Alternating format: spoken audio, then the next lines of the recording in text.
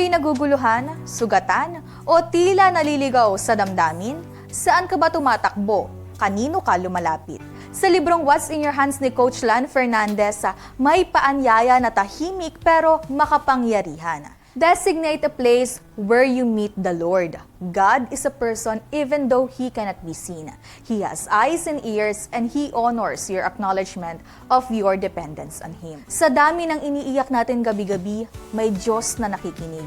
Hindi siya malayo, hindi siya tahimik, pero minsan tayo ang hindi nagpupunta sa Kanyang presensya. Kaya ang tanong, may lugar ka ba kung saan mo siya kinakausap? Isang sulok, isang kwarto, isang espasyo kung saan bukas ang iyong puso mo sa Kanya, dahil doon, sa tahimik na paglapit, nagsisimula ang tunay na paghilom. Paalala, hindi mo kailangan maging okay bago ka lumapit sa Diyos. Lumapit ka lang dahil Siya mismo ang unang naghihintay sa iyo. Paalala, curious ka ba sa mga ibinahagi ko? Don't miss the book What's in Your Hand by Miss Lan Fernandez. Isang practical at empowering na guide para ma-discover at magamit mo ang gifts mo sa life purpose mo. Kung gusto mo magkaroon ng copy, madali lang. E-message ang Tagumpay It's All Good sa Facebook page para maka-order.